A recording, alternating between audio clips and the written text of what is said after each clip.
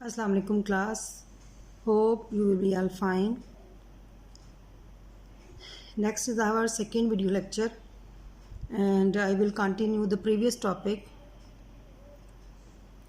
अगर आपने वो स्टडी किया है उसे और उसे देखा है कैलकुलेशंस को, तो जहाँ पे मैंने उसे स्टॉप किया था हम वहाँ से आगे फर्दर इसे कंटिन्यू करेंगे। मैं आपको रिमाइंड करवा देती हूँ कि actually we were discussing about the curvature drift. Curvature drift को हम डिस्कस कर रहे थे और हमने कंसिडर किया था यहाँ पे कि जो हमारी मैग्नेटिक फील्ड लाइंस हैं वो कर्व्ड हैं, इसलिए हम इसको कर्वेचर ड्रिफ्ट कर रहे हैं।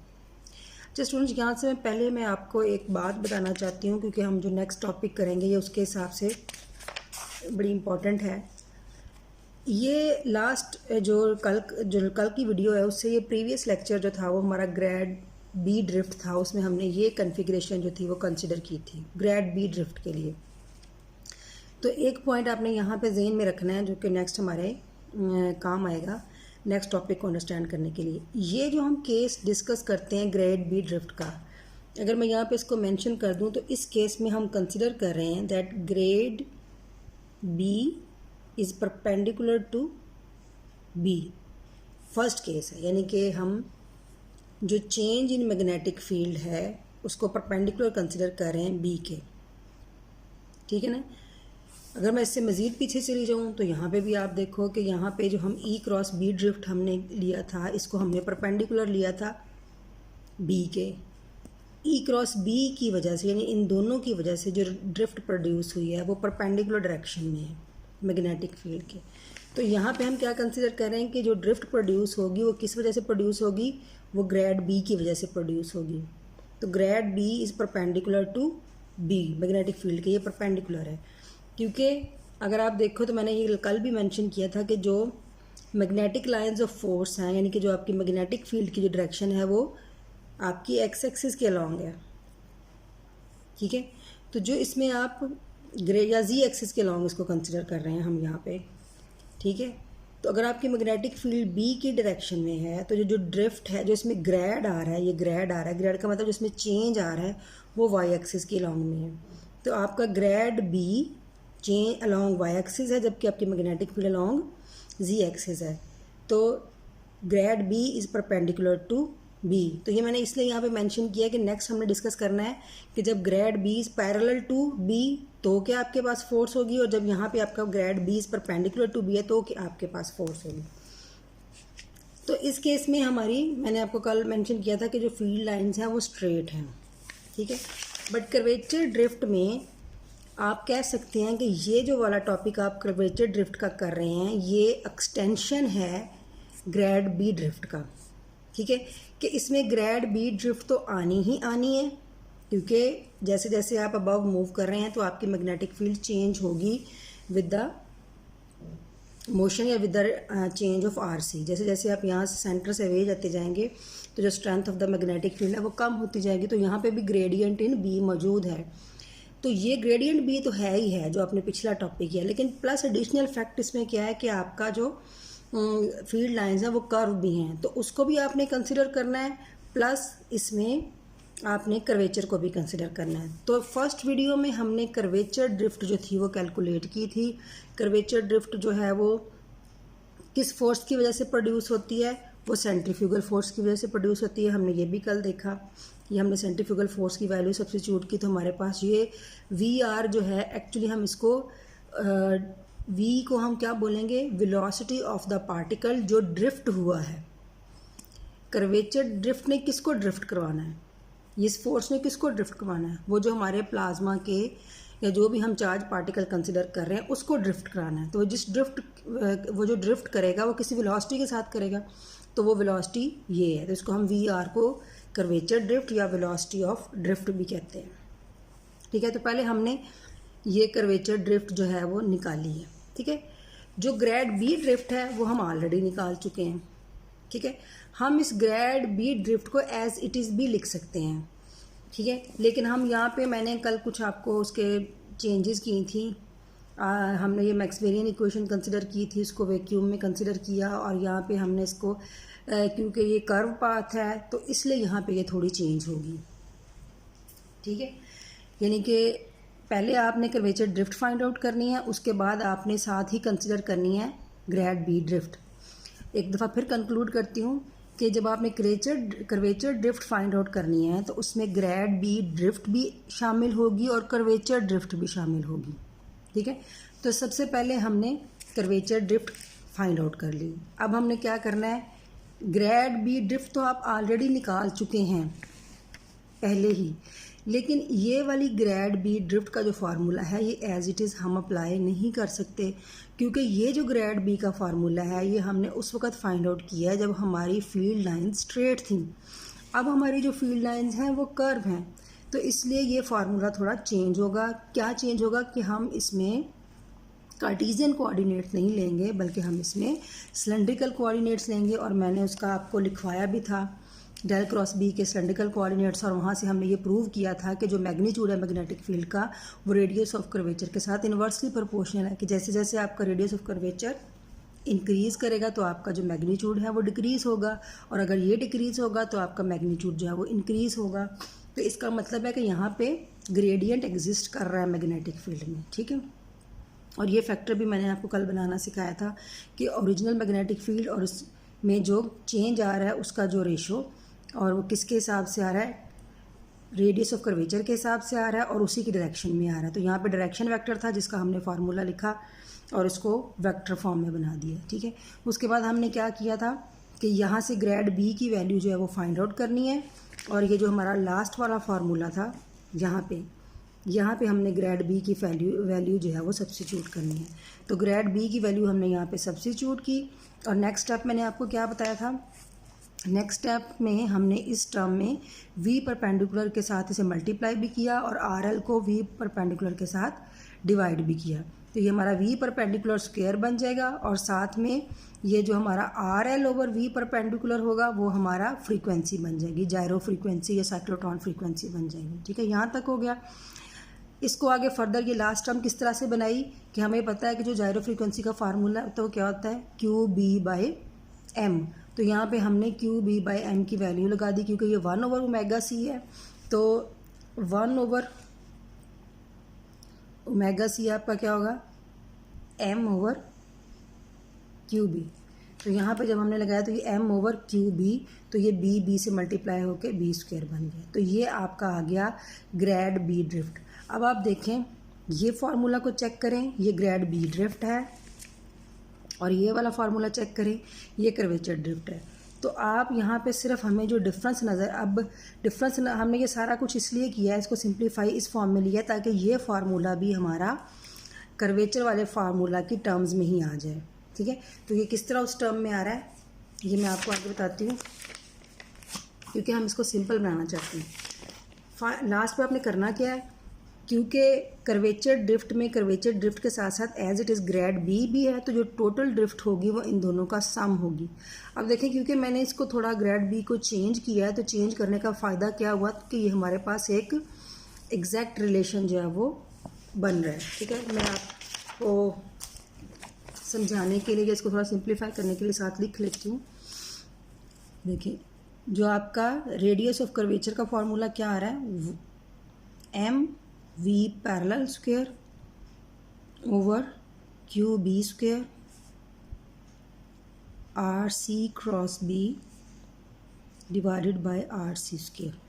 ये हमारा है रेडियस ऑफ कर्वेचर का कर्वेचर ड्रिफ्ट का फार्मूला, या वेलोसिटी ऑफ कर्वेचर ड्रिफ्ट जो है। ठीक है, तो दूसरा जो हमारा ग्रेड बी ड्रिफ्ट का है, v डेल बी का जो फार्मूला है, ये मैं इसलिए लिख रही हूँ पास ताकि आपको कंपेयर हो सके। 1/2 mv perpendicular square over QB square RC cross B divided by RC square. ठीक है, तो देखिए ये वाली टर्म बिल्कुल एज इट इज़ सेम हो गई। यहाँ पे mv पैरेलल स्क्वायर है, यहाँ पे mv परपेंडिकुलर स्क्वायर है, QB square over QB square. तो इसको थोड़ा हमने सिंप्लीफाई इसलिए किया है यहाँ पे, इसको पहले ओमेगा सी की फॉर्म में बनाया, फिर हमने इसको क्यू बी की, ताकि ये उसी तरह का फार्मूला बन जाए। तो फाइनली जो हमारे पास कर्वेचर ड्रिफ्ट है, इसमें दोनों ड्रिफ्ट्स आएंगी, यानी कि जो जब भी आप फील्ड लाइंस को कर्व कंसिडर करेंगे तो ना सिर्फ उसमें उसकी कर्वेचर ड्रिफ्ट शामिल होगी, बल्कि उसकी ग्रेड बी ड्रिफ्ट भी है, यानी टोटल ड्रिफ्ट जो है वो इन दोनों को मिला के आपके पास आएगी। तो जब हम इन दोनों को ऐड करते हैं तो सारे कॉमन फैक्टर्स जो हैं वो हम बाहर निकाल लेते हैं। एम हमारे पास बाहर आ गया, और ये पूरी की पूरी term R C cross B हमारे पास बाहर आ गई, और ये क्यू यहाँ से हमारे पास आ गया, और ओवर आर सी स्क्वायर बाहर आ गया हमारे पास, साथ बी स्क्वायर। तो हमारे पास हाँ रह जाएगा V parallel square plus half V perpendicular square. ठीक है, ये हमारे पास आ गया टोटल जो है आपकी कर्वेचर ड्रिफ्ट आ गई। ये हमारे पास इसका रिलेशन आ गया। अच्छा, अब यहाँ से हमें ये तो पता चल रहा है कि कर्वेचर ड्रिफ्ट जो है वो, जब आपकी फील्ड ऑफ लाइंस जो है वो कर्व होंगी तो ड्रिफ्ट का इफ़ेक्ट जो है वो और ज़्यादा हो जाएगा, यानी कि देखिए ऐड हो गया, इसमें टर्म ऐड हो गई क्योंकि ग्रेडियंट भी हो रहा है। अब अगर हम इसको एक्सपेरिमेंटल पॉइंट ऑफ व्यू से देखें तो ये जो ड्रिफ्ट का इफ़ेक्ट इंक्रीज़ होना है, एक्सपेरिमेंटली ये थोड़ा बेनिफिट नहीं देता। वो इस तरह से देता है कि मोस्टली एक्सपेरिमेंटल प्लाज्मा में ये जो हमारे पास, ये जो मैंने आपको बोला है ना कि ये मैग्नेटिक फील्ड कर्व कब होती है, तो एक्सपेरिमेंटल प्लाज्मा में प्लाज्मा को कन्फाइन करने के लिए, या एक जगह जैसे स्टोर करने के लिए, या एक जगह रोक के रखने के लिए इसकी कुछ इस तरह से बनाई जाती है, एक्सपेरिमेंटल सेटअप बनाया जाता है, या ऐसे चैम्बर्स बनाए जाते हैं कि जिसमें प्लाज्मा को कन्फाइन करना हो। तो वहाँ पे टोराइड्स बनाए जाते हैं जिनके अंदर आप प्लाज्मा को कन्फाइन करना चाहें, तो उनकी जो शेप होती है वो सर्कुलर शेप होती है, जिसके अंदर हमने प्लाज्मा को कन्फाइन करना है। तो लेकिन अगर आप ये देखें कि अगर हम सर्कुलर शेप बना के उसके अंदर प्लाज्मा को स्टोर करके या संभाल के रखना चाहते हैं, तो बजाय ये कि वो ये होने के प्लाज्मा के पार्टिकल तो वहाँ से ड्रिफ्ट होना शुरू होंगे। ठीक है, तो एक्सपेरिमेंटली ये इतना हेल्पफुल नहीं है। ठीक है, नो डाउट ड्रिफ्ट इंक्रीज़ हो रही है, इफ़ेक्ट भी आ रहा है, पार्टिकल ड्रिफ्ट करेंगे, लेकिन कर्व्ड मैग्नेटिक फील्ड या कर्व्ड लाइंस ऑफ फोर्स हमें वहाँ पे चाहिए जहाँ पे हम प्लाज्मा को कन्फाइन करना चाहते हैं। तो यहाँ पे कन्फाइनमेंट होने की बजाय ये पार्टिकल्स और ड्रिफ्ट हो रहे हैं। तो कन्फाइनमेंट के पॉइंट ऑफ व्यू से ये फैक्ट जो है वो इतना पॉजिटिव नहीं है। ठीक है, और दूसरा ये कि अगर आपको याद हो, हमने जो बिल्कुल फर्स्ट लेक्चर में पढ़ा हुआ था, जहाँ पे हमने मैक्सवेलियन डिस्ट्रीब्यूशन फंक्शन जो था वो कंसिडर किया था, तो हम मैक्सवेलियन डिस्ट्रीब्यूशन फंक्शन हम कहाँ पे अप्लाई करते हैं, जहाँ पे हमारे पास large number of charge particles मौजूद होते हैं और वो डिफरेंट वेलोसिटीज़ में मौजूद होते हैं, तो वहाँ पे हम एवरेज वेलोसिटी जो है वो फाइंड आउट करते हैं। ठीक है, तो वहाँ पे अगर हम यहाँ मैक्सवेलियन डिस्ट्रीब्यूशन फंक्शन जो है उसे अप्लाई करें, यानी एवरेज का इफेक्ट लगाएं, तो according to the Maxwellian distribution function, ये जो आप v पैरेलल लेंगे और जो आप हाफ v परपेंडिकुलर, ये दोनों जो आप वेलोसिटीज़ कंसिडर कर रहे हैं, ये आप एवरेज वेलोसिटीज़ कंसिडर करेंगे। ठीक है, आप सिंगल एक पार्टिकल की वेलोसिटी, पैरेलल वेलोसिटी या परपेंडिकुलर वेलोसिटी कंसिडर नहीं करेंगे, बल्कि आप उनकी एवरेज पैरेलल वेलोसिटी और एवरेज परपेंडिकुलर वेलोसिटीज़ जो हैं वो चार्ज पार्टिकल की कंसिडर करेंगे। And according to the Maxwellian distribution function, average velocities जो होती हैं हर एक के लिए वो किसके इक्वल होती हैं, वो होती हैं इक्वल KT/m के। बेशक वो पैरेलल है, बेशक वो परपेंडिकुलर एवरेज वेलोसिटी है, वो किसके इक्वल होती है, KT/m। अगर हम ये मैक्सवेलियन डिस्ट्रीब्यूशन फंक्शन यहाँ पे लगाएं इसके हिसाब से, तो ये हमारी इक्वेशन थोड़ी सी मॉडिफाई हो जाएगी। V grad B is equal to, अब आप देखें अगर मैं अगेन इसको इस तरह से लिखूं, M ओवर QB, एक B को मैंने सेपरेट कर लिया, RC क्रॉस B और आर सी स्क्वायर बी, ये एक भी मैं इधर ले गई हूँ फ्रीक्वेंसी का फार्मूला बनाने के लिए, ठीक है। और अगर मैं ये कहूँ कि ईच वी पैरेलल स्क्वायर भी आपका एवरेज जो है वो के टी बाय एम के बराबर है, और दूसरी वेलोसिटी कंपोनेंट भी आपका के टी बाय एम के इक्वल है, ठीक है जी। ये आपकी बन गई 1/ओमेगा c, ये वाली टर्म। अच्छा जी, अगर मैं इसका मैग्नीट्यूड लूँ R C B sine of theta in any direction, ये आर सी क्रॉस बी की डायरेक्शन मैंने लिखी है, कोई सी भी वाई डायरेक्शन। हम कार्टिजन कोऑर्डिनेट्स नहीं ले रहे, Cartesian coordinate R theta Z की डायरेक्शन होगी, लेकिन हम let's suppose R C B की कोई डायरेक्शन वाई ले रहे हैं, इसका यूनिट वेक्टर लगा रहे हैं। तो ये आपका आर सी स्क्वायर बी, ठीक है। तो ये बी बी इसके साथ कैंसिल हो गया, और ये हमारे पास आ गया 2 KT बाय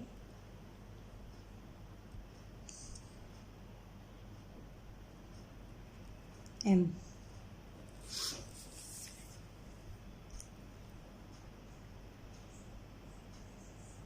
ठीक है।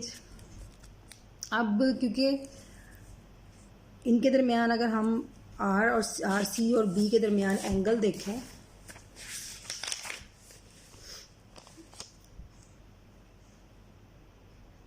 अगर आप यहाँ पे ये एंगल नोट करें तो बी और आर सी के दरमियान जो एंगल बनता है वो एक दूसरे के परपेंडिकुलर है, तो एंगल जो है वो 90 डिग्री का है, तो साइन 91 हो जाएगा आपके पास, ठीक है। तो ये बनेगा आपके पास 1/ओमेगा c, ये 1 हो गया, यानी Y direction vector over R सी।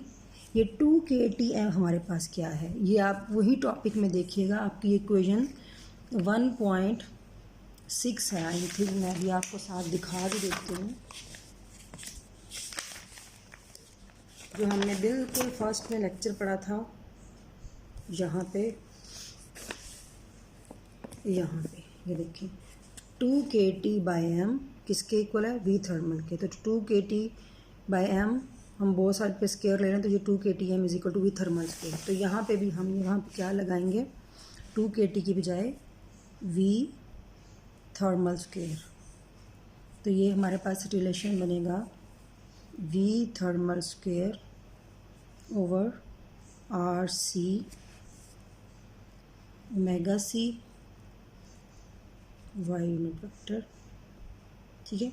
अच्छा, अगर हम इसको थोड़ा सा और सिंप्लीफाई कर दें तो एक वी थर्मल मैं इसी तरह से रहने देती हूँ, ठीक है, और इसके नीचे आर सी, तो इधर एक V thermal over omega C Y unit vector. तो ये जो आपका V thermal over omega C है, ये आपका बन जाएगा लामर रेडियस। तो V thermal over R C, ये आपका बन गया लामर रेडियस वाई डायरेक्शन। तो ये आपका क्या है, वी आर प्लस, आप इसको इस तरह से सेपरेट भी लिख सकते हैं, ठीक है। तो अगर मैं इसको फाइनल लिखूं, तो क्योंकि यहाँ पे अब हम इसको मैक्सवेलियन डिस्ट्रीब्यूशन ले रहे हैं, तो यहाँ पे हमारे जो कंपोनेंट हैं वो एवरेज कंपोनेंट हैं, तो फिर जो हमारी ड्रिफ्ट वेलोसिटी है ये भी एवरेज हो जाएंगी। यहाँ पे हम एवरेज का निशान लगाएंगे, एवरेज का सिंबल इस पे लगाएंगे, क्योंकि हम सपोजिशन कौन सी लगा रहे हैं, मैक्सवेलियन डिस्ट्रीब्यूशन, जिसके लिए तमाम वेलोसिटीज़ जो हैं वो सिंगल नहीं बल्कि एवरेज वेलोसिटीज़ कंसिडर होंगी, तो इसलिए हमारी जो ड्रिफ्ट नेट होगी वो भी एवरेज होगी। तो यहाँ पे भी हम इसको एवरेज की फॉर्म में लिखेंगे, और फाइनली हम इसको इस फॉर्म में भी लिख सकते हैं, यानी मैं अलहदा सेपरेटली एक को लिखने की बजाय मैं V R plus grad B average plus minus R L radius of curvature, okay. Plus minus किस वजह से, क्योंकि हम एवरेज कर्व फील्ड ड्रिफ्ट ले रहे हैं। तो ये आपका यहाँ पे टॉपिक कंक्लूड हो जाता है, ठीक है। वाई अगेन, वाई जो है हैट, ये आर सी क्रॉस बी की डायरेक्शन है, ठीक है जी। तो ये चैप्टर, ये टॉपिक हमारा यहाँ पे कंप्लीट होता है। तो नेक्स्ट जो है हम करेंगे इसके बाद पैरेलल का केस ना। तो मतलब अभी आपने क्या किया है इस केस में, तो आपने कर्वेचर ड्रिफ्ट फाइंड आउट की है और ग्रेड बी ड्रिफ्ट आपने कैलकुलेट की है उसको सिलेंड्रिकल फॉर्म में। तो ये जो आपकी ग्रेड बी ड्रिफ्ट थी जो आपने पहला केस कंसिडर किया, उसमें आपने जो ग्रेडियंट लिया था वो मैग्नेटिक फील्ड के परपेंडिकुलर डायरेक्शन में था। जो नेक्स्ट केस हमने स्टडी करना है उसमें जो हमारा ग्रेडियंट होगा मैग्नेटिक फील्ड का वो पैरेलल होगा मैग्नेटिक फील्ड के, ठीक है, और उसे हम बोलेंगे मैग्नेटिक मिरर। ये नेक्स्ट हम डिस्कस करेंगे। सो ये टॉपिक आपका कंप्लीट है, इसे अच्छी तरह से देखें, इसकी सारी डेरिवेशन को देखें। अच्छा, क्लास मैंने आपको जब क्लास में ये करवा रही थी तब भी मैंने आपको बोला था कि चैन की बुक में बहुत सारी चीज़ें डायरेक्ट की हुई हैं, तो बहुत सारी चीज़ें कैलकुलेट नहीं की हुई, तो इसलिए डायरेक्ट उसको पढ़ेंगे जब आप टॉपिक को बुक से, तो आपको वो इतना क्लियर नहीं आएगा। बहुत सारे स्टेप मिस किए होते हैं और बहुत सारे कॉन्सेप्ट मिस किए होते हैं। तो मैं इसीलिए ये साथ पेपर पेन लेके बैठती हूँ कि जो चीज़ें या जो पॉइंट इसने सॉल्व नहीं किए होते तो मैं यहाँ पे इसको सॉल्व कर देती हूँ आपको, ठीक है। तो इसलिए जब आपने इस टॉपिक को पढ़ना है तो आपको डायरेक्ट रीडिंग से समझ नहीं आएगी, साथ साथ पहले आप इसको देखें। ये जो पॉइंट मैं साथ साथ सॉल्व करती हूँ इन स्टेप को, तो आप इसे ख़ुद भी जब आप अपने पास एक नोट्स की फॉर्म में या लेक्चर की फॉर्म में इनको लिखें ताकि आप उसको बाद में आपको इसको प्रिपेयर करना आसान हो, ठीक है। जो भी पॉइंट एडिशनल मैं इसमें बता रही हूँ या जो चीज़ें या जो फार्मूला एडिशन लिखवाती हूँ वो इसमें साथ लिख लिया करें। तो जस्ट बुक से पढ़ने से आपका जो लेक्चर है ना वो क्लियर नहीं होगा, ठीक है जी। ओके स्टूडेंट, हम नेक्स्ट जो है वो वीडियो कल मैं इसको अपलोड करूँगी। अल्लाह हाफ़िज़।